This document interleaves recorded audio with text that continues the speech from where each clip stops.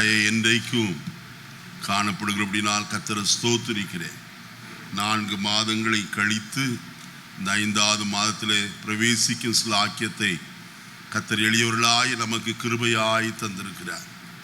எத்தனையோ பேர் நம்மோடு கூட காணப்பட்டவர்கள், நாம் அறிந்தவர்கள் இந்த உலகத்திற்கு விடை சொல்லி கடந்து போய்விட்டார்கள்.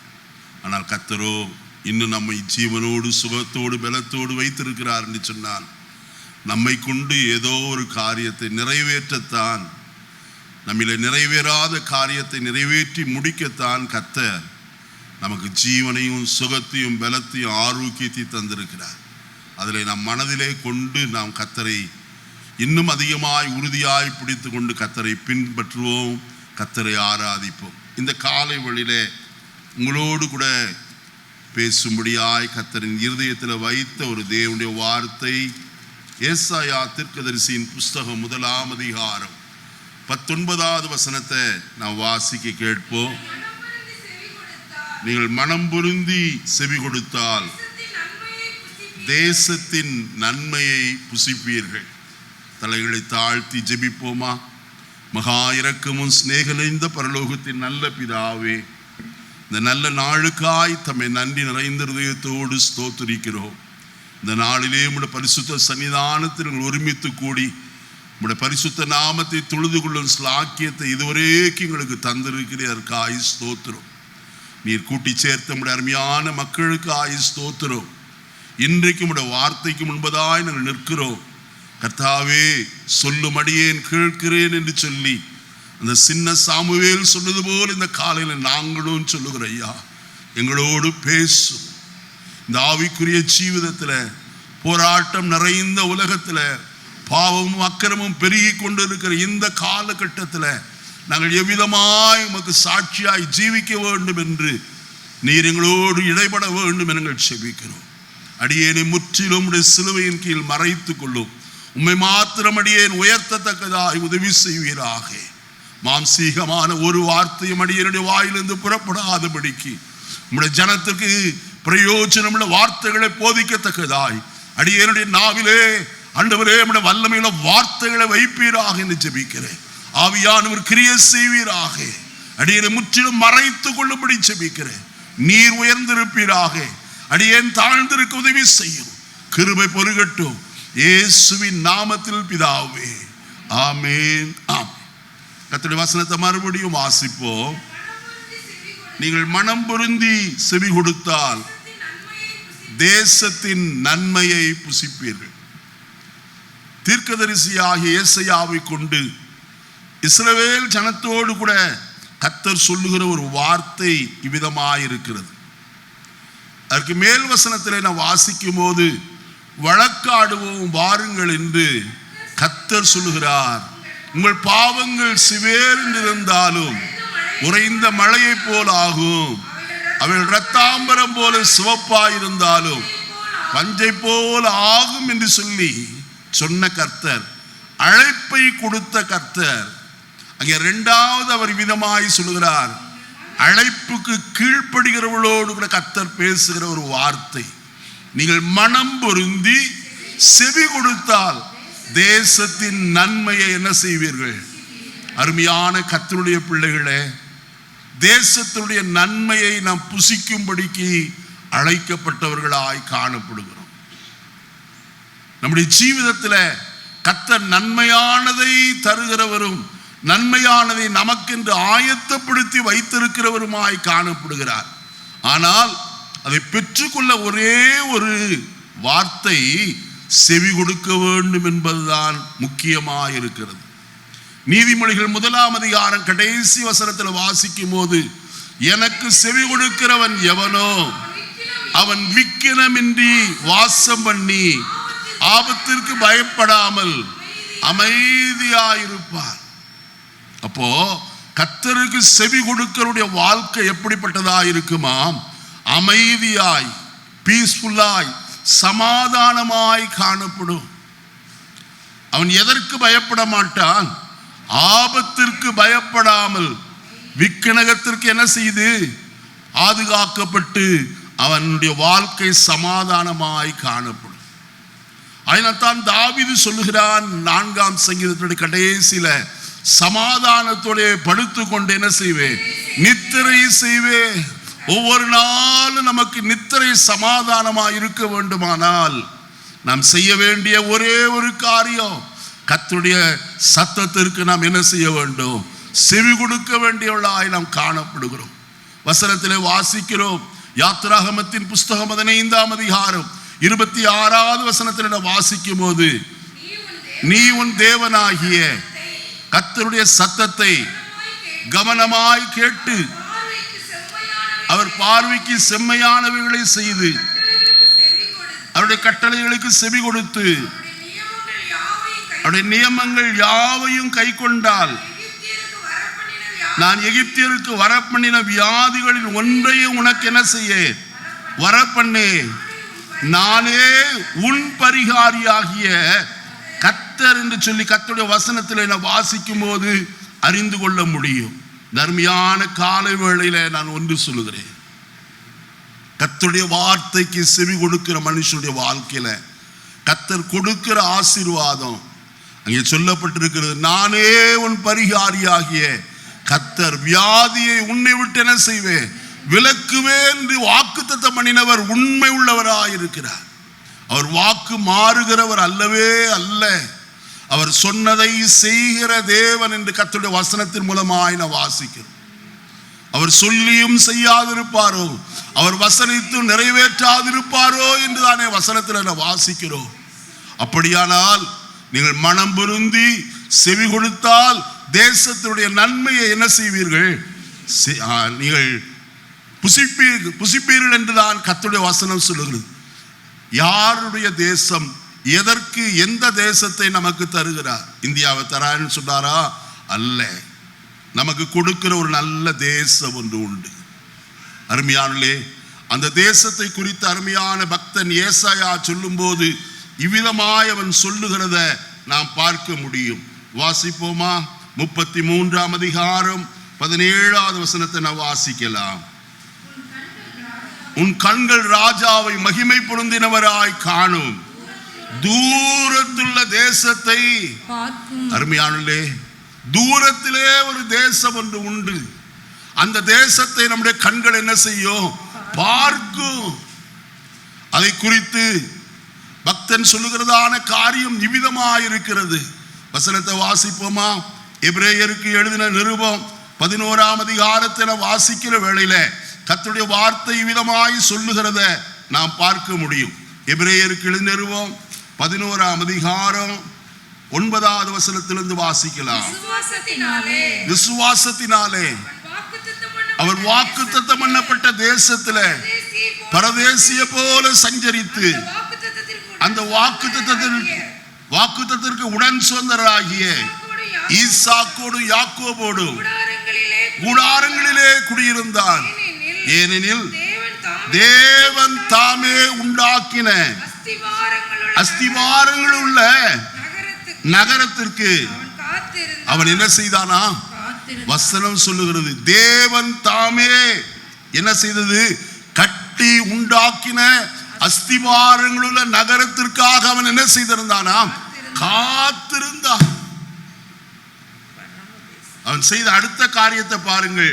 13வது வசனம், இவர்கள் எல்லாரும் வாக்குத்தத்தம் பண்ணப்பட்டதை அடையாமல் தூரத்திலே அவர்களை கண்டு நம்பி அணைத்துக் கொண்டு பூமியின் மேல் தங்களை அந்நியரும் பரதேசிகளும் என்று என்ன செய்து அறிக்கையிட்டு விசுவாசத்தோடு அவர்கள் மரித்து போனார்கள். தூரத்திலே அந்த தேசத்தை அவர்கள் கண்டார்கள். அந்த தேசம் எப்படிப்பட்ட தேசமா? வசனம் அங்கே சொல்லுகிறது, அந்த தேசத்தை குறித்து தேவன் தாமே கட்டி உண்டாக்கின அஸ்திவாரங்கள் உள்ள ஒரு நகரம். அந்த நகரத்திற்காக நாம் காத்திருக்கிறோமா? அதனுடைய விசேஷம் மற்றொன்று காரியம். எபிரேயர் 12ஆம் அதிகாரம் 28வது வசனத்தை வாசிப்போம். ஆதலால் அசைவில்லாத ராஜ்யத்தை பெறுகிறவர்களாகிய நாம் பயத்தோடும் பக்தியோடும் தேவனுக்கு பிரியமாய் ஆராதனை செய்யும்படி கிருபையை பற்றி கொள்ள கடவோம். அந்த ராஜ்யம் எப்படிப்பட்ட ராஜ்யமாம்? அசைவில்லாதது. இந்த உலகத்தில் காணப்படுகிற சகலமும் என்ன செய்யும்? காண்கிற யாவும் அசைந்து ஒன்றுமில்லாமற் போகும். ஆனால் அசைவில்லாத ஒரு ராஜ்யத்தை கர்த்தர் உங்களுக்கா எனக்கா என்ன செய்து கொண்டிருக்கிறார்? ஆயத்தம் பண்ணி கொண்டிருக்கிறார். ஆயினத்தான் இயேசு சொன்னார் யோவான் 14ஆம் அதிகாரத்திலே, நான் போய் ஒரு ஸ்தலத்தை உங்களுக்கா என்ன செய்கிறேன்? ஆயத்தம் பண்ண போகிறேன். நான் போய் ஆயத்தம் பண்ணின பின்பு நான் இருக்கிற இடத்துல நீங்களும் இருக்கும்படிக்கு நான் மறுபடியும் வந்து உங்களை என்னிடத்தில் என்ன செய்வேன்? சேர்த்துக் கொள்வேன். இப்படிப்பட்ட தேசத்திற்கு கர்த்தர் நம்மை அழைத்து இருக்கிறார். கர்த்தர் செய்த காரியத்தை உங்களுக்கு விவரமாய் சொல்ல நான் விரும்புகிறேன்.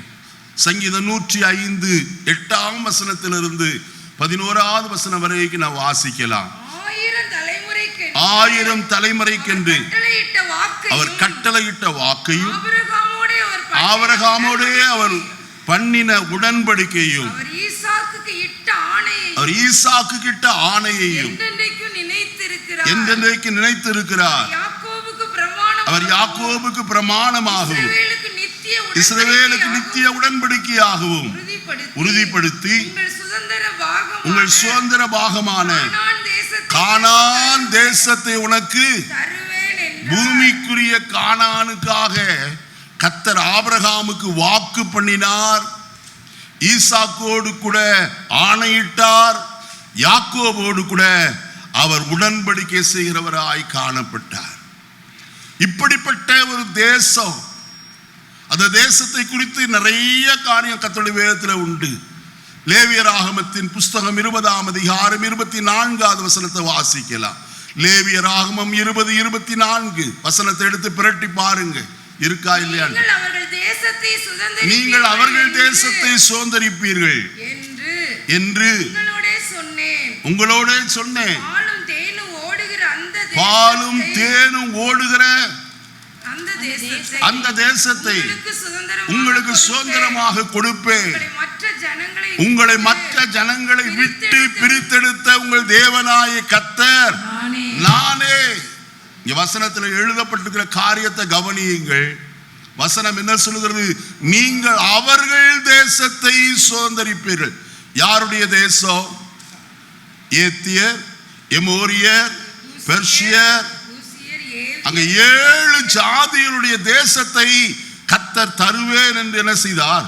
வாக்கு பண்ணினார். ஆபிரகாமோடு கூட கர்த்தர் உடன்படிக்கை பண்ணினார். ஆனால் ஒரு காரியம், எமோரியருடைய அக்கிரமம் இன்னும் நிறைவாகாதபடியினாலே அங்கே இஸ்ரவேல் ஜனங்கள் 400 வருஷம் என்னவாயிருப்பார்கள்?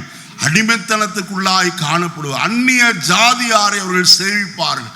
அதற்கு பின்பு கர்த்தர் அவர்களை அந்த தேசத்திற்கு கொண்டு போவேன் என்று சொல்லி சொன்னதை நாம் பார்க்கிறோம். கர்த்தர் ஏன் அந்த தேசத்தை கொடுக்கல? இப்படிப்பட்ட பாலும் தேனும் ஓடுகிற அந்த தேசத்தை கொடுக்கிறேன் என்று வாக்கு பண்ணி இருக்கிறாரே. அவர்களுடைய ஜீவிதத்தில், அந்த தேசத்தில் குடியிருந்தவருடைய ஜீவிதம், அவருடைய அக்கிரமம் நிறைவாகும் போது கொடுப்பேன் என்று கர்த்தர் சொல்லி இருக்கிறார். மாத்திரமல்ல, உபாகமத்தின் புஸ்தகம் 9ஆம் அதிகாரம், உபாகமத்தின் புஸ்தகம் 9ஆம் அதிகாரம் 4-5 வசனங்களை வாசிக்கலாம். உன் தேவனாய கர்த்தர் அவர்களை உனக்கு முன்பாக துரத்துகையில் நீ உன் இருதயத்தில் என் நீதி நிமித்தம் இந்த தேசத்தை சுதந்தரித்துக் கொள்ளும்படி கர்த்தர் என்னை அழைத்து வந்தார் என்று சொல்லாயாக. அந்த ஜாதிகளுடைய ஆகாமியத்தின் நிமித்தமே கர்த்தர் அவர்களை உனக்கு முன்பாக என்ன செய்கிறார்? துரத்தி விடுகிறார். எந்த தேசத்தை சுதந்தரிக்கும்படிக்கு? பாலும் தேனும் ஓடுகிற நலமும் விசாலமுமான நல்ல தேசத்திலே கொண்டு போய் சேர்க்கும்படிக்கு.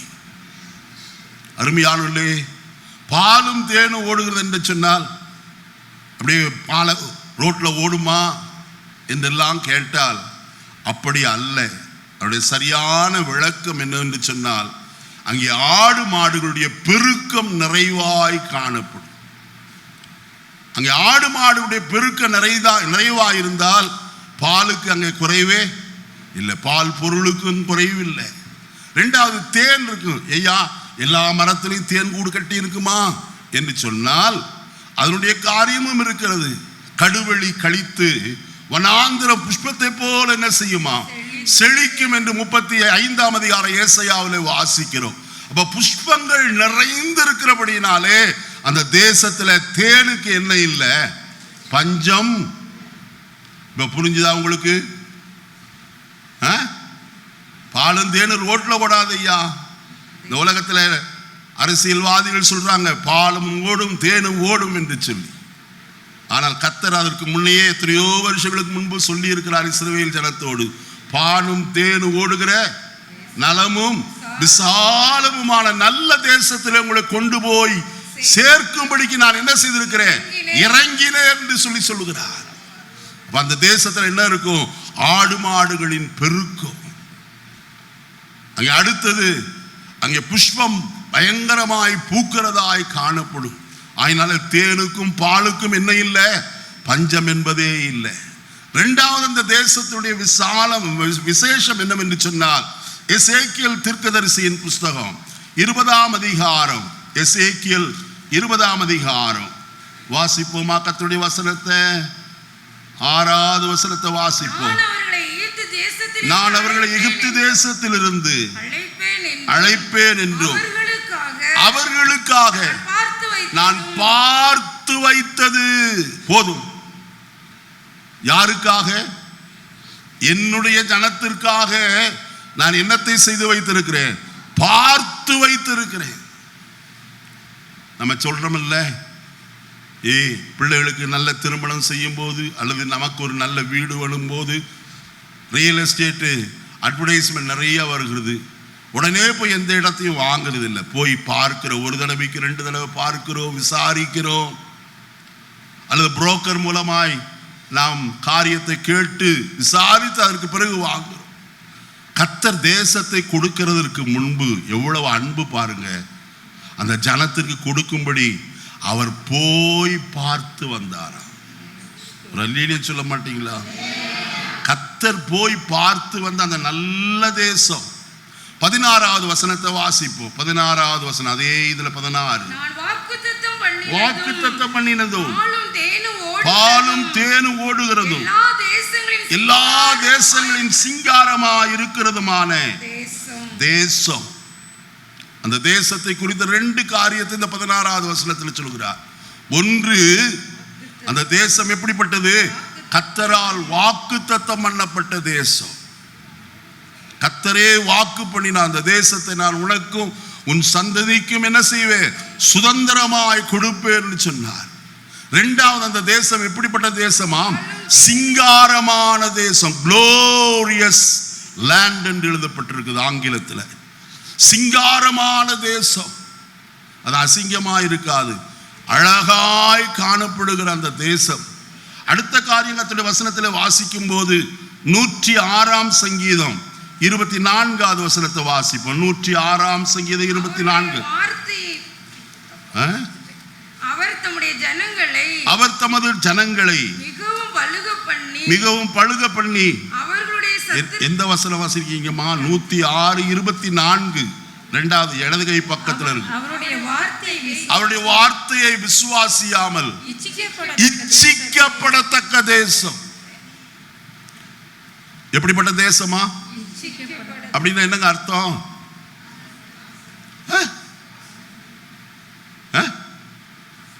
சொல்லுங்க. ஆசைப்பட்ட தேசம். அப்படியா? ஆங்கிலத்தில் சொல்லப்பட்டு பிளசன்ட் லேண்ட் என்று சொல்லி ரொம்ப இன்பகரமான தேசமாய் காணப்படும். அந்த தேசம் இன்பம் உள்ளது. இந்த வார்த்தை எங்கேயோ கேட்டிருக்கீங்களா? எங்க கேட்டிருக்கீங்க? எங்கேயோ கேட்டையா? ஆதியாகமம் 3ஆம் அதிகாரத்தில் அந்த விருட்சம்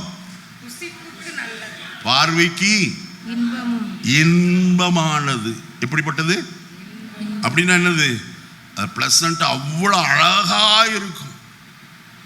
ஆயினால் தான் இந்த காலையில் சொல்லுகிறேன், கர்த்தர் நமக்கு கொடுக்க போற தேசம் இன்பமான தேசம். மாத்திரமல்ல, அந்த தேசத்தினுடைய விசேஷம். உபாகமம் 11ஆம் அதிகாரம் 11வது வசனத்தை வாசிக்கலாம். உபாகமம் 11:11. நீங்கள் சுதந்தரிக்க போகிற தேசமோ மலைகளும் பள்ளத்தாக்குகளும் உள்ள தேசம், அது வானத்தின் மழை தண்ணீரை குடிக்கிற தேசம், அது உன் தேவனாய கர்த்தர் விசாரிக்கிற தேசம். அந்த தேசத்துல தண்ணீருக்கு பஞ்சமே இல்லை. இப்ப கோடை காலம் பேப்பர்ல வந்திருக்கு, டேம் எல்லாம் என்ன செய்யுது, வற்றி போய்கொண்டே இருக்கிறது. ஆனால் கர்த்தர் கொடுக்கிற தேசத்துல வற்றாத ஜீவ நதி என்ன செய்கிறது, ஓடுகிறதாய் காணப்படுகிறது. இரண்டாவது அங்க வசனத்துல வாசித்த 12வது வசனத்துல, அது உன் தேவனாய கர்த்தர் விசாரிக்கிற தேசம். கர்த்தர் அந்த தேசத்தின் குடிகளை விசாரிக்கிறவராயிருப்பார். போலீஸ்காரர் விசாரிக்கிற மாதிரியா அல்ல, கனிவோடு அவர் விசாரிக்கிறவர், பட்சமாய் அவர் உங்களை விசாரிக்கிறவர், உங்களுடைய தேவைகளை விசாரிக்கிற கர்த்தர். அருமையான எம்மாவூருக்கு போன சீஷர்களோடு இயேசு மறைந்து சென்று அவர்களை விசாரித்தார். நீங்கள் துக்கமுகம் உள்ளவர்களாய் நீங்கள் நடந்து போகிறது என்ன? கல்லறைக்கு முன்பதாய் அழுது கொண்டு நின்ற மரியாளை பார்த்து கர்த்தர் கேட்டார், மரியாளே ஏன் அழுகிறாய்? 38 வருஷமாய் குளத்தண்டையிலே காணப்பட்ட ஒரு மனுஷனை பார்த்து, நீ சொஸ்தமடைய வேண்டும் என்று விரும்புகிறாயா? எரியோவுக்கு போகிற வழியிலே பிச்சை கட்டு கொண்டிருந்த அந்த குருடனாகிய அந்த மனுஷனை பார்த்து, நான் உனக்கு என்ன செய்ய வேண்டும் என்று விரும்புகிறாய் என்று கேட்டார். இந்த காலை வேளையிலேயும் விசாரிக்கிறவர் நம்முடைய மத்தியில் வந்திருக்கிறார். நீங்கள் விசாரிப்பற்ற சீயோன் என்று சொல்லி உனக்கு தள்ளுண்டவள் என்று பெயரிட்டபடியினால் நான் உனக்கு செய்ய போகிற காரியம் என்ன தெரியுமா? எரேமியா தீர்க்கதரிசன புஸ்தகம் 30ஆம் அதிகாரத்துல நான் வாசிக்கும் போது கர்த்தருடைய வசனம் அங்கே இவ்விதமாய் சொல்லப்பட்டிருக்கிறது. எரேமியா 30ஆம் அதிகாரம் 15வது வசனமா 18வது வசனமா 17வது வசனம்.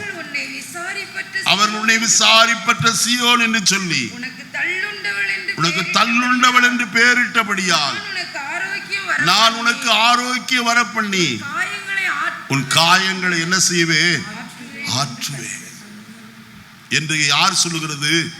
கர்த்தர் சொல்லுகிறார். ஒருவேளை உங்களை யாருமே விசாரிக்காமல் இருக்கலாம், பெற்றோர் பிள்ளைகளை விசாரியாமல் இருக்கலாம், அல்லது பிள்ளைகள் பெற்றோரை விசாரிக்காமல் காணப்படலாம், தள்ளலாம். அருமையானவர்களே, கர்த்தர் உங்களை விசாரிக்க போதுமானவராயிருக்கிறார். அவர் உங்களை விசாரித்து உங்களுடைய தேவைகளை என்ன செய்வார், சந்திக்கிற தேவனாயிருக்கிறார். எப்படி செய்வார் என்று நமக்கு தெரியாது, ஆனால் ஆச்சரியமான பிரகாரமாய் கர்த்தர் உங்களுடைய வாழ்க்கையில நன்மை செய்ய போதுமானவராய் காணப்படுகிறார். ஆகையினாலே யாருமே என்ன விசாரிக்கலையா,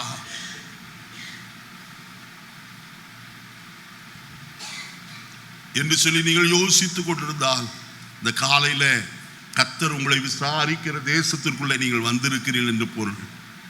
இந்த தேசத்தினுடைய மேன்மை என்ன? நான் அதை மட்டும் சுருக்கமாய் உங்களோடு சொல்லி நான் இந்த காலை வேளையில கர்த்தருடைய வார்த்தை நிறைவு செய்யும்படியாய் விரும்புகிறேன். இந்த தேசத்தினுடைய நன்மை என்ன? அதுதான் மிக முக்கியமான ஒரு காரியம். இஸ்ரவேல் தேசத்தாருக்கு, இஸ்ரவேல் ஜனத்திற்கு கர்த்தர் கொடுத்த தேசத்தினுடைய மேன்மை என்ன? அதற்கு முன்பு அவர்கள் இருந்த தேசத்தினுடைய மேன்மையை நாம் பார்க்கணும். அது மேன்மையா அல்லது குறைவா என்று சொல்லி நாம் பார்க்கணும். என்னாகமத்தின் புஸ்தகம் 11ஆம் அதிகாரம், என்னாகமத்தின் புஸ்தகம் 11ஆம் அதிகாரம் 5வது வசனத்தை வாசிக்கலாம்.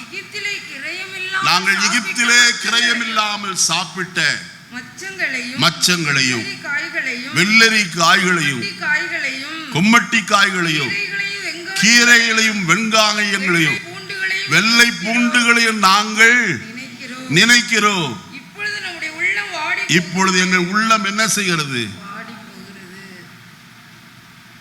இன்னொரு காரியமும் இதை அப்படியே பிடித்துக் கொள்ளுங்க.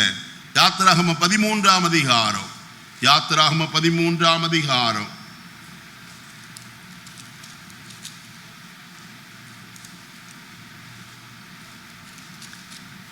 மன்னிக்கணும், 16ஆம் அதிகாரம் 3வது வசனம். 16:3.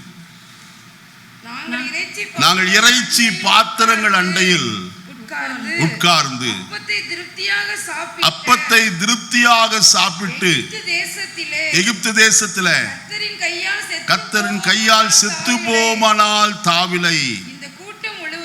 போதுமா? இங்கே நன்றாய் சொல்லப்பட்டிருக்கிற ஒரு வார்த்தை, 2 வசனத்தை நீங்க வாசிக்க கேட்டீங்க.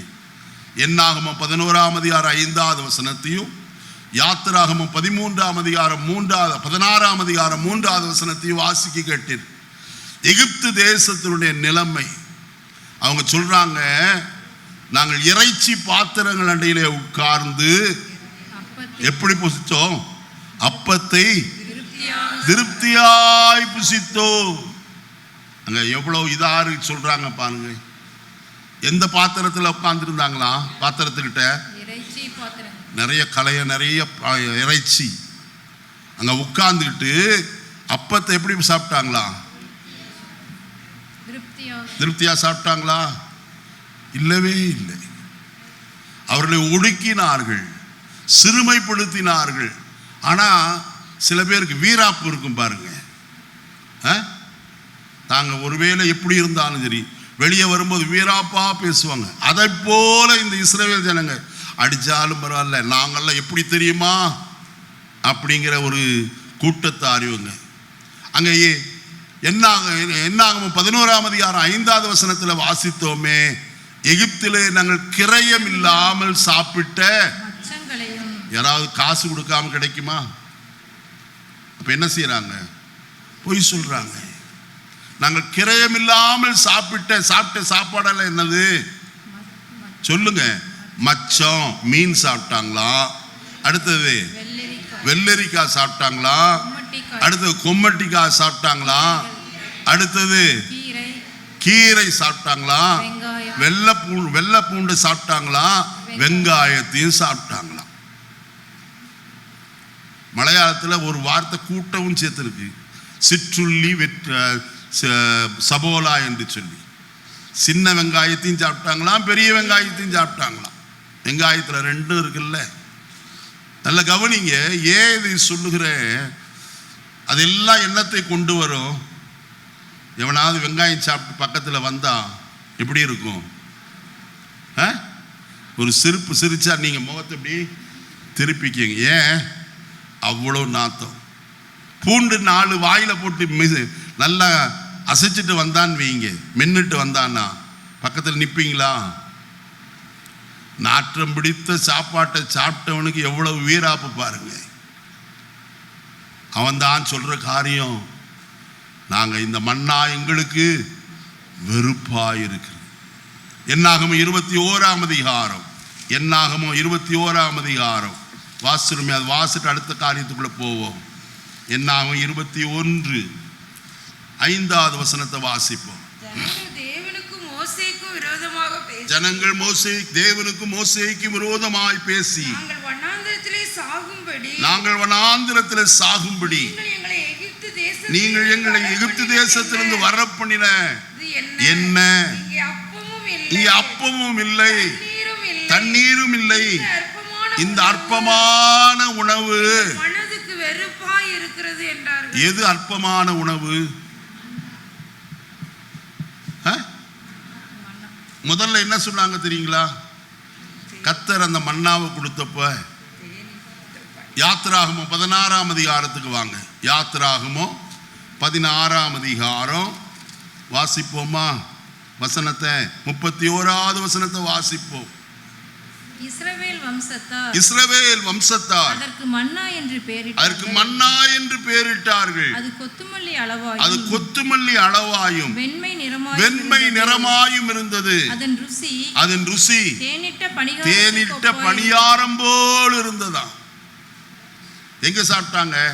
வனாந்திரத்துல கர்த்தர் கொடுத்த சாப்பாடு எப்படி இருந்துச்சு? ஆரம்பத்துல தேனிட்ட பணியாரம் போல இருந்துச்சு. அப்புறம் நான் வரேன் அதுக்கு பிற்பாடு. 2வது அவர்களுக்கு எப்படிப்பட்டதாய் காணப்பட்டதாம்? அதே என்னாகமத்தின் புஸ்தகம் 11ஆம் அதிகாரம் 8வது வசனத்தை வாசிப்போம். ஜனங்கள் போய் அதை பொறுக்கி கொண்டு வந்து எந்திரத்திலே அரைத்தாவது உரல்களில் இடித்தாவது பானைகளில் சமைப்பார்கள், அதை அப்பங்களுமாக சுடுவார்கள். அதன் ருசி புது ஒலிவ எண்ணெயின் முதல்ல எப்படி இருந்துச்சு? நல்ல ருசியா காணப்பட்டுச்சுயா. அநேகருக்கு ரட்சிப்பின் ஆரம்ப நாட்களில வேதத்தை வாசிக்கிறது அவ்வளோ ருசியா இருந்துச்சு. இப்படியெல்லாம் இல்லையே, எவ்வளவு அருமையா இருக்கு, புகழ்ந்து தள்ளுவாங்க. ஏன்னா கர்த்தருடைய வசனம் அப்படித்தான். அது தேனிலும் தேன்கூட்டிலிருந்து ஒழுகும் தெளிதேனிலும் எப்படிப்பட்டது? மதுரம் உள்ளதா இருக்கிறது. ஆனா கொஞ்ச நாள் ஆச்சு, வனாந்தர பிரயாணத்துல பிரயாணம் பண்ணி விட்டார்கள். இப்ப எப்படி இருக்கு? எண்ணெய் ஊத்துன தோசை மாதிரி இருக்கான். அந்த முந்தின ருசியெல்லாம் என்ன செஞ்சிருச்சு? அது போயிருச்சு. இப்ப இன்னும் கொஞ்சம் பிரயாணம் பண்ணி வந்துட்டாங்க. இப்ப எப்படி இருக்கு? இது எங்களுக்கு அற்பமான உணவு. இப்ப பைபிளை வாசிக்கிறது இல்ல, ஜெபிக்கிறது இல்ல, ஆவிக்குரிய ஜீவத்தில் ஒரு வளர்ச்சி இல்ல, எல்லாத்தையும் தள்ளி விட்டாச்சு. கர்த்தருடைய பிள்ளையே, கர்த்தர் உன்னை இந்த நல்ல தேசத்துக்கு கொண்டு வந்த காரியம் உனக்கு நன்மையானதை தந்து உன்னை போஷிக்கும்படிக்கு, திருப்தியாய் போஷிக்கும்படிக்கு கர்த்தர் விரும்புகிறார். இப்ப வருவோம், உபாகமத்தின் புஸ்தகம் 8ஆம் அதிகாரத்திற்கு மீண்டும் வருவோம். 7ஆம் வசனத்திலிருந்து வாசிக்கலாம். உன் தேவனாய கர்த்தர் உன்னை நல்ல தேசத்திலே பிரவேசிக்க பண்ணுகிறார். அது பள்ளத்தாக்குகளிலும் மலைகளிலும் இருந்து புறப்படுகிற ஆறுகளும் ஊற்றுகளும் உள்ள தேசம். அது கோதுமை, எண்ணிட்டு வாங்க. அது கோதுமையும் வார்கோதுமையும் திராட்சை செடிகளும் அத்தி மரங்களும் மாதுளம் செடிகளும் உள்ள தேசம். அது ஒலிவ மரங்களும் எண்ணெயும் தேனும் உள்ள தேசம். எத்தனை வந்துச்சு? 7. யார் 8ன்னுது? 8 கிடையாது, 7 தான். எண்ணெயை சேர்த்துட்டீங்களா? மறுபடியும் வாசிக்கம்மா, மறுபடியும் கணக்கு போடுவோம். கோதுமை, வார்கோதுமை, திராட்சை செடிகள், அத்தி மரங்கள், மாதுளம் செடிகள், ஒலிவ மரங்கள், ரெண்டும். அப்ப எதுலதான் என்ன வரும்? ஒலிவத்திலிருந்து தான் என்ன வரும். இப்ப இத்தனைக்கும் நான் என்ன செய்ய போறேன் தெரியுங்களா? உங்களுக்கு ஆவிக்குரிய அர்த்தத்தை நான் சொல்ல போறேன். மறைந்திருக்கிற காரியம், கர்த்தர் கொடுக்கிற தேசம் எப்படிப்பட்ட தேசம் தெரியுமா? நான் என் இருதயத்தை நான் தியானித்து தியானித்து ஒவ்வொரு நாளும் நான் குதூகலம் அடைந்தேன். இவ்வளவு நல்ல தேசத்தை, நல்ல பிளசண்டான தேசத்தை அவர்கள் என்ன செய்தார்களா? நிராகரிக்கிறவர்களாய் காணப்பட்டார்கள். கர்த்தர் நமக்கு ஒரு நல்ல தேசத்தை சியோனில் ஆயத்தம் பண்ணி வைத்திருக்கிறார் ஐயா. பரலோகத்தில் அந்த தேசத்திற்கு நாம் போக வேண்டுமே.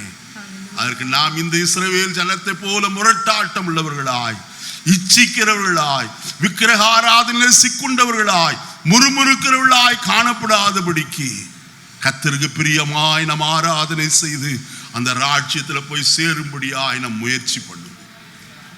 முதலாவது கோதுமை. கோதுமையினுடைய விசேஷம் என்ன என்று நன்றாக அறிய வேண்டும். இஸ்ரவேல் தேசத்தில் மின்னீம் என்று சொல்லப்படுகிற ஒரு ஊரின் கோதுமை அவ்வளவு நேர்த்தியான கோதுமையாய் காணப்படும்.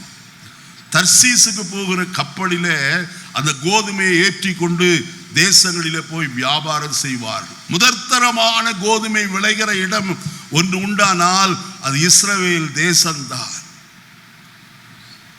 நம்ம ஊர்ல சொல்லுவாங்க பஞ்சாப் கோதுமை தான் ரொம்ப நல்ல கோதுமை. அதை பார்க்கிலும் சிரேஷ்டமானது இஸ்ரவேல் தேசத்தினுடைய கோதுமை. அது என்ன செய்யும்? 105ஆம் சங்கீதம் 104 வாசிப்போம். மன்னிக்கணும், 104 15வது வசனத்தை வாசிக்கலாம்.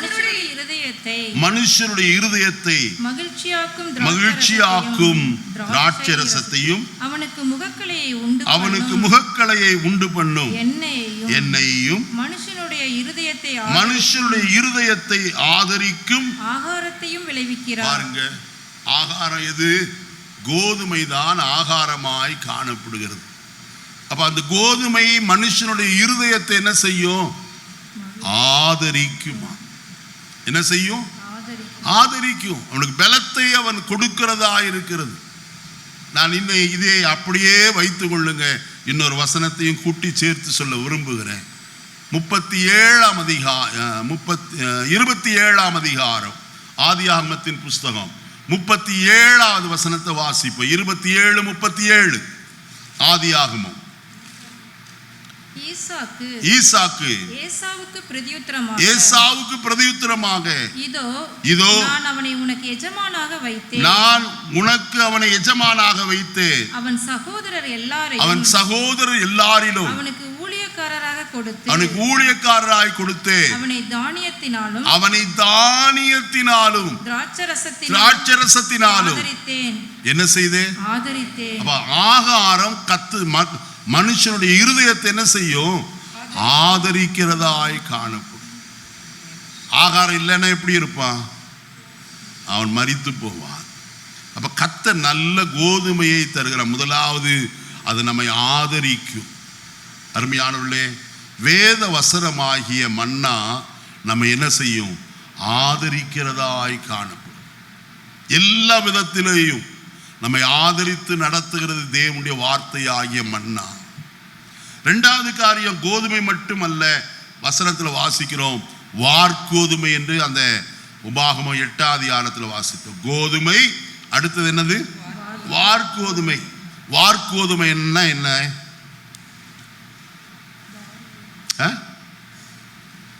அது ஒரு கோதுமை தான், ஆனால் வார்கோதுமைன்னு போட்டிருக்கு. இங்கிலீஷில் பார்த்தா தான் சரியா தெரியும். அது பார்லி. என்னது? பார்லி. பார்லியை கஞ்சி குடிச்சிருக்கீங்களா? எப்போ காய்ச்சல் வந்துச்சுன்னா பார்லி கஞ்சி. இப்போ வியாதியஸ்தனுக்கு என்ன கொடுக்கணும்? வார்கோதுமை ரொட்டி கொடுத்தா அது அவனுக்கு என்ன கிடைக்கும்? பலன் கிடைக்கும். இன்னும் சொல்கிறேன், அது சூட்டை தணிக்கிறதாய் காணப்படும். பார்லி கஞ்சி குடிச்சா சூடு என்ன செய்யும்? தணியும். அப்ப இப்படிப்பட்ட நல்ல ஆகாரத்தை தான் கர்த்தர் தம்முடைய பிள்ளைகளுக்கு என்ன செய்திருக்கிறார்? கொடுத்திருக்கிறார். ஈராமிலே, அங்கே ஈராம் தேசத்துல மரம் வெட்டுகிறவர்களுக்கு சாலமோன் கொடுத்த கூலி என்ன தெரியுமா? வார்கோதுமை மாவை கொடுத்தார். அதை கொடுத்து அந்த ஜனங்களுக்கு கூலியாய் அங்கே கொடுக்கும்படிக்கு அவன் சொல்லுகிறவனாய் காணப்படுகிறான். அப்ப அவர்கள் அதை புசித்தார்கள். உங்களுக்கு ஞாபகம் இருக்கா? வேதத்தில் யோவான் எழுதின சுவிசேஷம் 6ஆம் அதிகாரத்தில் இயேசு 5 அப்பமும் 2 மீனையும் கொண்டு 5000 பேரை என்ன செய்தார்? போஷிக்கிறவராய் காணப்பட்டார். அப்ப அங்க கொண்டு வந்த அப்பம் என்ன அப்பம்? வார்கோதுமை அப்பம். நல்லா கவனிக்கணும். வார்கோதுமை ஏழை ஜனங்களுக்கு பிரயோஜனப்படுது. கோதுமை விலை அதிகமாக இருக்கிறபடினாலே வார்கோதுமை மாவை அவர்கள் வாங்கி அதை அப்பமாய் சுட்டு என்ன செய்வார்கள்? சாப்பிடுகிறவர்களாய் காணப்படுவார்கள். நான் அது ஒரு கம்பேரிசனுக்கு ஒரு வசனத்தை உங்களுக்கு சொல்றேன், நீங்க தெரிஞ்சுக்குவீங்க. அப்போ 2 ராஜாக்களின் புஸ்தகம், நாங்கள் நீ புரிஞ்சுக்கிறதுக்காக தான் இந்த வசனங்கள் எல்லாம் நான் உங்களுக்கு சொல்லுகிறேன். வாசிப்போமா? 2 ராஜாக்களின் புஸ்தகம் 7ஆம் அதிகாரம் முதல் வசனத்தை வாசி. அப்பொழுது எலிசா கர்த்தருடைய வார்த்தையை கேளுங்கள், நாளை இந்நேரத்தில் சமாரியாவின் வாசலிலே ஒரு மரக்கால் கோதுமை 1 சேக்கலுக்கு, அடுத்தது 2 மரக்கால் வார்கோதுமை 1 சேக்கலுக்கும் விற்கப்படும். இப்ப இதுல கம்பாரிசன் தெரிஞ்சுதா? ஏதாவது என்ன தெரிஞ்சது? கோதுமை 1 மரக்கால் எத்தனை சேக்கல்? 1 சேக்கல். ஆனா வார்கோதுமை 2 மரக்கால் எத்தனைக்கு? 1 சேக்கலுக்கு. நம்ம பாஷையில நான் சொல்றேன், ஒரு படி அரிசி 100 ரூபாய்க்கும் 100 ஒரு படி அரிசி கொடுக்குறாங்கன்னு வைங்க, அதே சமயத்துல 2 படி கோதுமை ஒரு 100 கொடுத்தா எப்படி இருக்கும்? இப்ப புரிஞ்சுதா?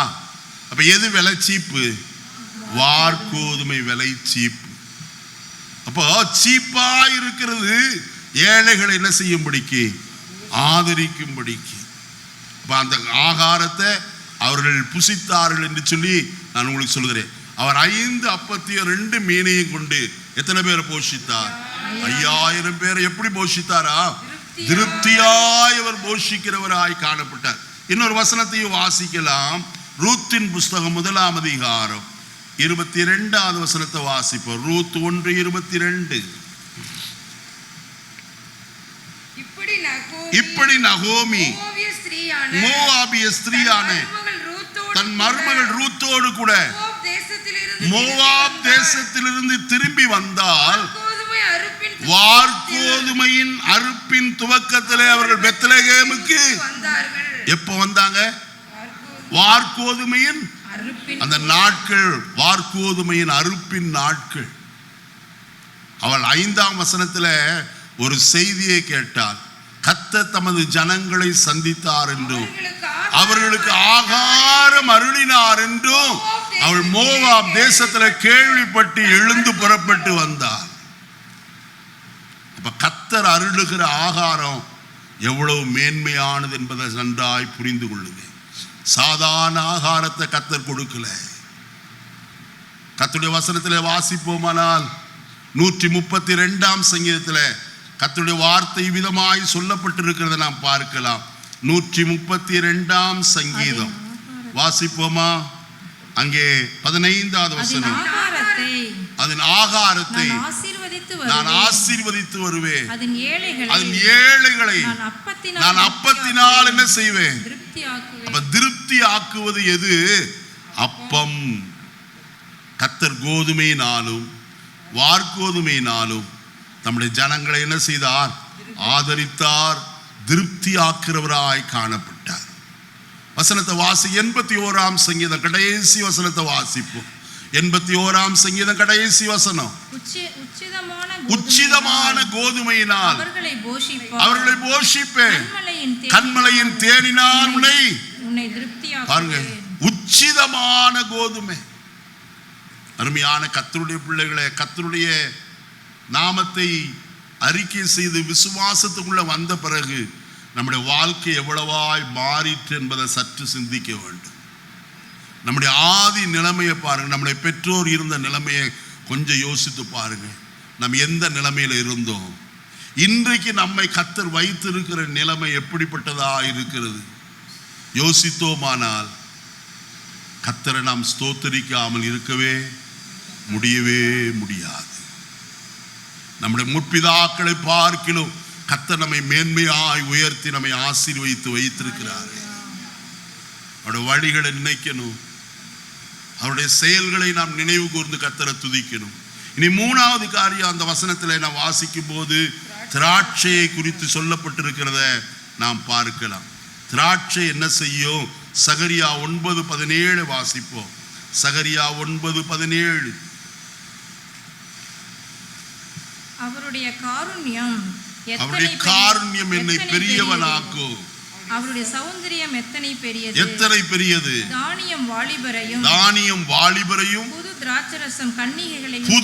திராட்சரசம் கன்னிகைகளையும் என்ன செய்யும்? வளர்க்கும். கன்னிகைகளை வளர்ப்பது எது? திராட்சை. நீங்க யாரு? நீங்க யாருமா?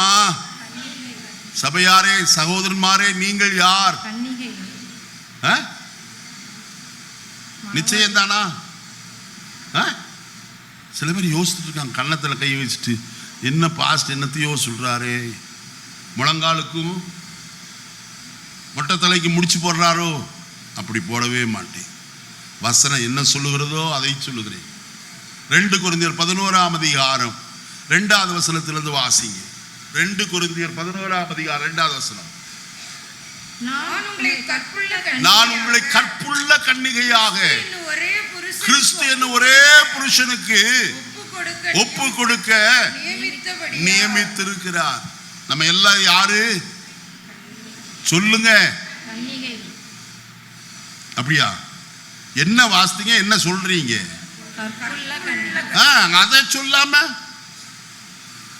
நீங்க யாரு? கற்புள்ள கன்னிகைகளாய் நாம் தெரிந்து கொள்ளப்பட்டிருக்கிறோம். உங்களுக்கு ஞாபகம் இருக்கா?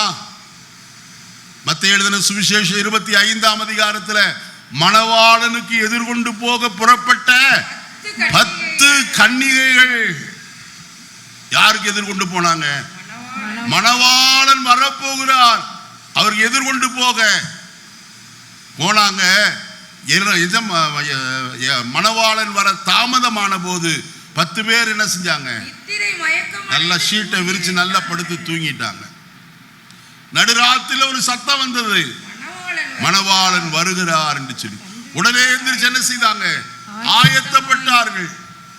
5 பேர் தங்கள் தீவெட்டிகளோடு கூட எண்ணெய் கொண்டு வந்தபடியினாலே அவர்கள் தீவெட்டிகள் எப்போது என்ன செய்தது? எரிந்து கொண்டிருந்தது. மற்றவர்களோ தீவெட்டி கொண்டு வந்தாங்க, எண்ணெய் கொண்டு வரல. பத்த வச்சு பார்த்தாங்க, நாத்தம் தான் வந்துச்சு. பந்தத்தை பார்த்துருக்கீங்களா? கிராமத்தில் இருந்தா தெரிஞ்சிருக்கும். ஒரு பந்தத்தை பிடிச்சிட்டு முன்னாடி போவாங்க. அதில் அப்பப்போ என்ன செய்வாங்க? எண்ணெய் எடுத்து ஊற்றுவாங்க. அருமையானுள்ளே நல்ல கவனிங்க, நான் சொல்லுகிற காரியம் எண்ணெய் இல்லை, அதை பற்ற வச்சா என்ன செய்யும்? எரியும். ஆனால் அதில் என்னதான் வரும்? வெளிச்சம் வராது, புகை தான் வரும், நாற்றம் வரும். நல்ல கவனிப்போம். இந்த அருமையான காலை வேளையில நம்முடைய ரட்சிப்பாகிய தீவெட்டி எரியணுமானால் பரிசுத்த ஆவியானவராகிய எண்ணெய் அவசியம் தேவையாயிருக்கிறது. நல்ல கவனிப்போம். திராட்சை ரசம் கன்னிகளை வளர்க்குமா? உன்னத பாட்டின் புஸ்தகத்தில் ஒரு வசனம் ஒன்று உண்டு. 2ஆம் அதிகாரம் 5வது வசனத்தை வாசிப்போம். 2:5. திராட்சை ரசத்தால் எண்ணெய் திராட்சை ரசம் கன்னிகளை வளர்க்கும், வளர்ச்சியை உண்டு பண்ணும். 2வது காரியம் என்ன செய்யுமா? அது தேற்றுகிறதாய் காணப்படும். என்னை ஆற்றுங்கள், தேற்றுங்கள் என்றுதான் கர்த்தருடைய வசனம் சொல்கிறது. 40ஆம் அதிகாரம் ஏசாயா தீர்க்கதரிசியின் புஸ்தகம் 1வது வசனத்தை வாசிங்க. 40:1. என் ஜனத்தை ஆற்றுங்கள். அப்ப தேற்றுறது எப்படி தேற்ற முடியும்? திராட்சரசை எதை காட்டுகிறது? பரிசுத்த ஆவியானவரை காட்டுகிறது.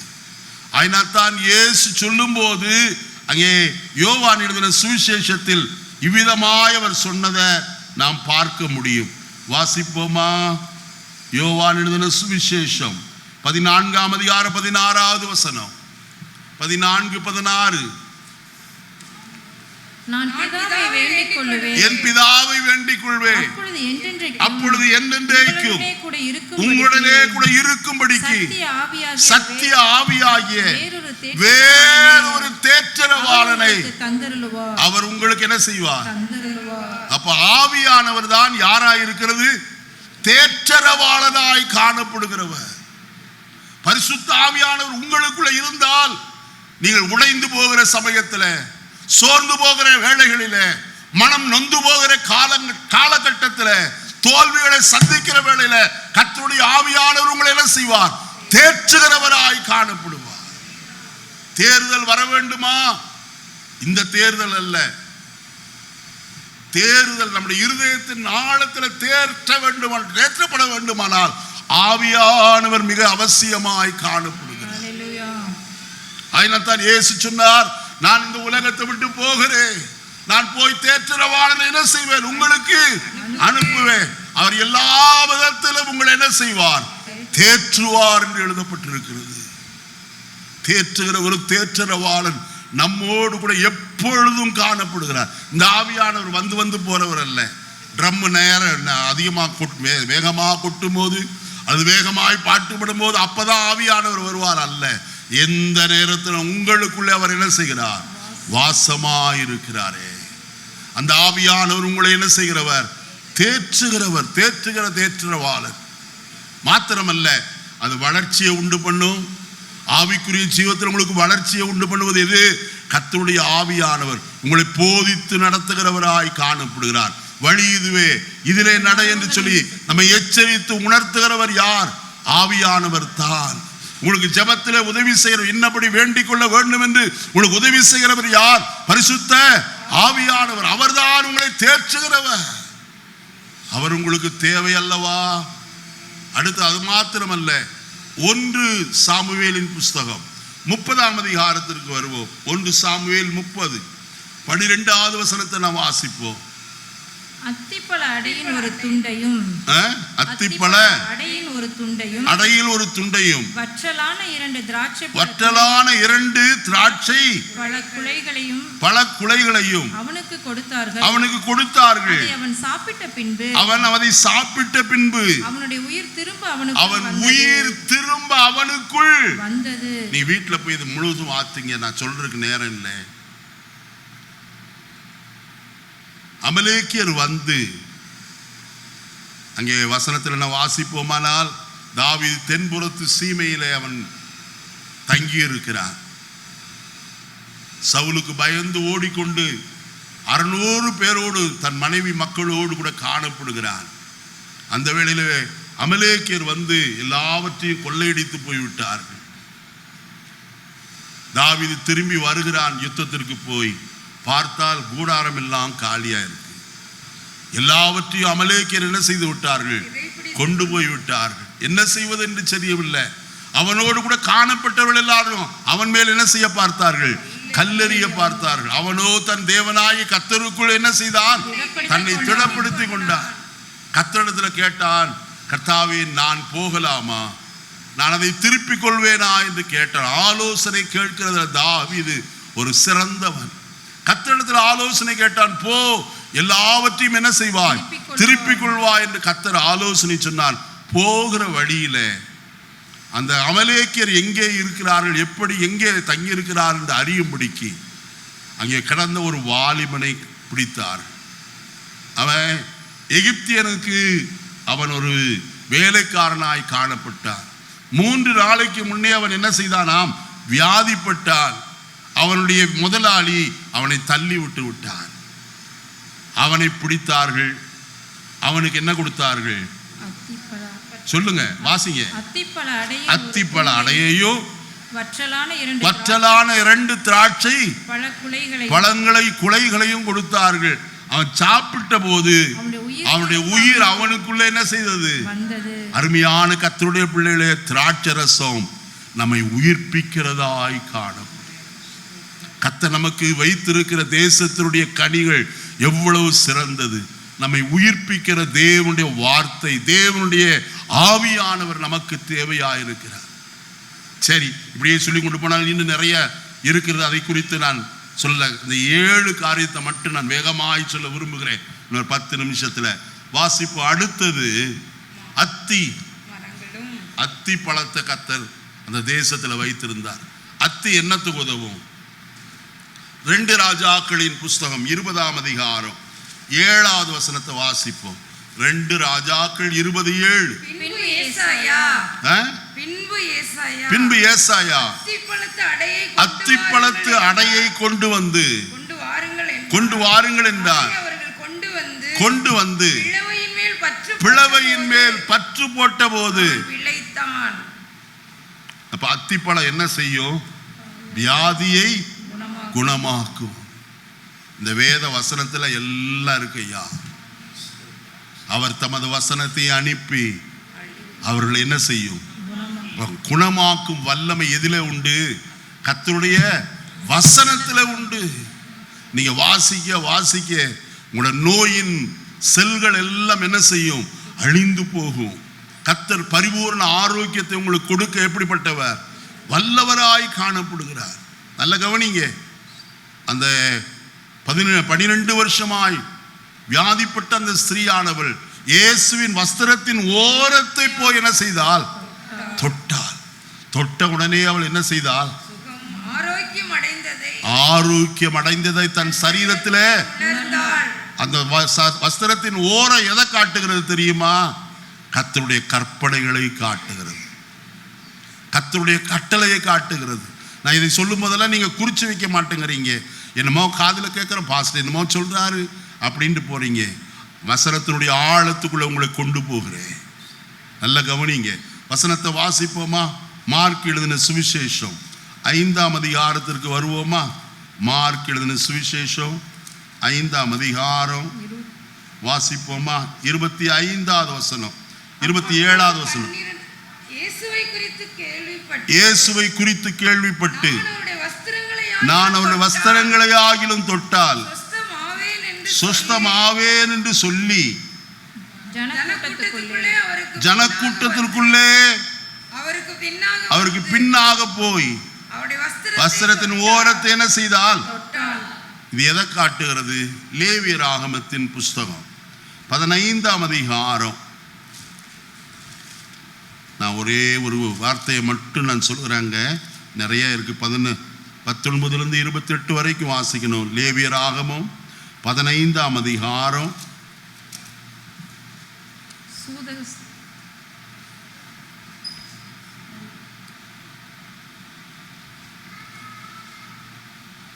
முதலாவது 19வது வசனத்தை வாசிப்போம்.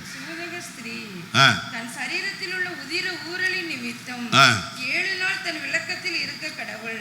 அவளை தொடுகிற எவனும் சாயங்காலம் மட்டும் தீட்டுப்பட்டிருப்பான். போதுமா? என்னாகமம் 15ஆம் அதிகாரம் 38 வாசிங்க. நீ இஸ்ரவேல் புத்திரரோட பேசி அவர்கள் தங்கள் தலைமுறை தோறும் தங்கள் வஸ்திரங்களின் ஓரங்களிலே தொங்கல்களை உண்டாக்கி ஓரத்தின் தொங்கல்களிலே இளநீல நாடாவை கட்ட வேண்டும் என்று அவர்களுக்கு சொல். நீங்கள் பின்பற்றி சோரம் போகிற உங்கள் இருதயத்திற்கும் கண்களுக்கு ஏற்க நடவாமல் அதை பார்த்து எதை பார்த்து? வஸ்திரத்தின் ஓரத்தில் இருக்க தொங்கலை பார்த்து கர்த்தரின் கற்பனைகளை எல்லாம் என்ன செய்து நினைத்து அவைகளின்படியே செய்யும்படிக்கு அது உங்களுக்கு தொங்கலாயிருக்க வேண்டும். நீங்கள் என் கற்பனைகள் எல்லாம் நினைத்து அவைகளின்படி செய்து உங்கள் தேவனாய கர்த்தருக்கு பரிசுத்தமாயிருக்கும்படி. அப்ப வஸ்திரத்தின் ஓரத்தை தொட்டால் என்று சொன்னால் அவள் எதை நினைவு கூறுகிறாள்? தேவனுடைய கற்பனைகளை நினைவு கூறுகிறவளாய் காணப்படுகிறார். அந்த கற்பனையை, வசனத்தை எவன் பிடிக்கிறானோ வைராக்கியமாய் அந்த மனுஷனுடைய வாழ்க்கையிலே சுகம் ஆரோக்கியம் உண்டு. நம்ம அப்படி செய்கிறோமா? வசனம் சொல்லி இருக்கியா, அப்படி நடக்குமா? நடந்தே ஆகுவர். சொன்னதை செய்கிற கர்த்தர். ஏனென்றால் ஏசாயா 55 வாசிக்கிறோம். அவர் அனுப்புகிற வசனத்தின்படி அது நிறைவேற்றி, அவர் சொல்லுகிறபடி அது நிறைவேறும் என்று எழுதப்பட்டிருக்குது. 12வது வசனத்தை வாசிப்போமா? இல்ல 55 12 11ங்களா? அப்படியே என் வாயிலிருந்து புறப்படுகிற வசனமும் இருக்கும். அது வெறுமையாய் என்னிடத்திற்கு திரும்பாமல் அதை நான் விரும்புகிறதை செய்து நான் அதை அனுப்பின காரியமாகும்படி. அப்ப கர்த்தருடைய விருப்பம் என்ன? தம்முடைய பிள்ளைகள் வியாதியா இருப்பது கர்த்தர் விருப்பமா? அல்ல. கர்த்தர் அவர்கள் ஆரோக்கியமாய் இருக்கவே விரும்புகிறார். நம்முடைய குற்றங்களை குறைகளை உணர்ந்து கர்த்தரிடத்தில் அறிக்கை செய்து கர்த்தரை நோக்கி வசனத்தை பிடித்து கொண்டு ஜெபித்தால் கர்த்தர் நமக்கு நிச்சயம் ஆரோக்கியத்தை தருவார். நீ அடுத்த காரியத்துக்குள்ள போவோம். மாதுளம் என்ன செய்யும்? வயிற்றுடைய புண்களை என்ன செய்யும்? ஆற்று. குடல் புண்கள் எல்லாம் ஆற்றுமா? அப்ப கர்த்தர் நமக்கு கொடுத்திருக்கிற நல்ல கனி வர்க்கங்களை நாம் பார்க்கணும். அடுத்து கடைசியாய் என்னது? ஒளிவம் என்ன செய்யும்? எண்ணெய் கொடுக்கும். ஒளிவத்திலிருந்து தான் என்ன கிடைக்கிறது? எண்ணெய் கிடைக்குது. அது எதற்கு? எதுக்கோ வீட்டில் விளக்கு ஏத்தருக்கு அதுதானா? இல்லை. நல்ல கவனிங்க. யாத்திராகமம் 27ஆம் அதிகாரம் 20வது வசனத்தை வாசிங்க. யாத்திராகமம் 27:20 வசனம் இருக்கான்னு பாருங்கய்யா. குத்து விளக்கு எப்பொழுதும் எரிந்து கொண்டிருக்கும்படி இடித்து பிழிந்த தெளிவான ஒலிவ எண்ணெயை கொண்டு வரும்படி அதற்கு கொண்டு வரும்படி இஸ்ரவேல் புத்திரருக்கு கட்டளையிடுவாயாக. அப்போ தேவாலயத்தில் காணப்படுகிற குத்து விளக்கு எரிய வேண்டுமானால் எதை கொண்டு வரணும்? இஸ்ரவேல் ஜனங்கள் இடித்து பிழிந்த தெளிவான ஃபில்டர்ட் ஆலிவ் ஆயில், அந்த ஒலிவ எண்ணெயை கொண்டு வந்த ஆசாரியனு கொடுத்தா ஆசாரியனை ஊற்றி குத்து விளக்கு எப்போது எரியும்படிக்கு செய்வான். இந்த குத்து விளக்கு இயேசுவை காட்டுகிறது. இன்னும் சொல்ல போனால் சபையை அது காட்டுகிறது. வெளிப்படுத்துகிற விசேஷம் 1ஆம் அதிகாரத்தில் நாம் வாசிக்கிற வேளையில வசனம் அங்கே இவ்விதமாய் சொல்கிறது. 10வது வசனத்துல இருந்தா 13 அந்த 7 குத்து விளக்குகளின் மத்தியில் நிலையங்கி தரித்து மார்பருகே பொற்கச்சை கட்டி கொண்டிருக்கிற மனுஷகுமாரனுக்கு ஒப்பானவரை கண்டேன். பாருங்க, இந்த 7 குத்து விளக்குகளும் என்னவாம்? 7 சபைகளாம் என்று எழுதப்பட்டிருக்கு. அப்ப சபையானது எப்பொழுதும் தேசத்திற்கு வெளிச்சம் கொடுக்க வேண்டியதாக இருக்கிறது. கர்த்தர் நம்ம என்னவாய் வைத்திருக்கிறார்? உலகத்திற்கு நீங்கள் வெளிச்சமாயிருக்கிறீர்கள். நம்ம இருக்கிற வெளிச்சம் மற்றவர்களுக்கு பிரகாசமாய் காணப்பட வேண்டும். இருளில் இருக்கிற ஜனங்கள் வெளிச்சத்தை காண வேண்டும். எதன் மூலமாய் வெளிச்சத்தை காண்பார்கள்? நம் மூலமாய். நாம் தான் எரிகிற விளக்காய் காணப்படுகிறோம். விளக்காய் இருக்கிறோமா? உங்களுடைய விளக்கு எரிகிறதா? உங்கள் விளக்குகள் எப்போது எரியும்படிக்கு அதில் எண்ணெய் ஊற்ற வேண்டியது அவசியம். ஆவியானவர் அவசியம் தேவை. ஆவியானவர் இல்லாதபடிக்கு உங்களுடைய விளக்கு என்ன செய்யாது? ரட்சிப்பின் தீவெட்டு எரியவே எரியாது. அதனால்தான் மறுபடியும் சொல்கிறேன், ஆவியானவரை பெற்றுக்கொள்ளுங்கள். போராடி, ஆண்டவரே என்னை நிரப்பும், உங்களுடைய ஆவியினால் என்னை அபிஷேகம் பண்ணும் என்று கேளுங்க. கடைசியாய் தேன். என்னது? தேன். அந்த தேன் எதை காட்டுகிறது? தேவனுடைய வசனத்தை காட்டுகிறது. அருமையானே, சங்கீதம் 19:10 வாசிக்கிறோம். அவர்கள் பொன்னிலும் மிகுந்த பசும் பொன்னிலும் விரும்பப்படத்தக்கதும் தேனிலும் தேன்கூட்டிலிருந்து ஒழுகும் தெளிதேனிலும் எப்படிப்பட்டது? மதுரமுள்ளதுமாய் காணப்படுகிறது. இப்படிப்பட்ட நல்ல தேசத்திற்கு தான் உங்களை என்ன செய்திருக்கிறார்? கர்த்தர் அழைத்து கொண்டு வந்திருக்கிறார். இந்த தேசத்துக்குள்ள பிரவேசிக்க வேண்டும் என்று எத்தனை பேர் நம்ம விரும்புகிறோம்? இந்த ஆவிக்குரிய ஆசீர்வாதத்தை நாம் பெற்று அனுபவிக்க வேண்டுமே. இதை கர்த்தர் நமக்கு என்று ஆயத்தம் பண்ணி இருக்கிறார். தேவன் நமக்கு ஆயத்தம் பண்ணினவர்களை கண் காணவில்லை, காது கேட்கவில்லை, இருதயங்களில உணராமல் இருக்கிற அந்த இஸ்ரவேல் ஜனத்தை போல நாம் காணப்படாதபடிக்கு நாம் அவர்களை நாம் ஆவியினாலே கண்டு அவர்களை சுதந்தரிக்கும்படிக்கு நாம் இந்த உலகத்தில் பரிசுத்த ஜீவிதம் ஜீவித்து கர்த்தருடைய ராஜ்யத்துக்கு ஆயத்தப்படுவோம்.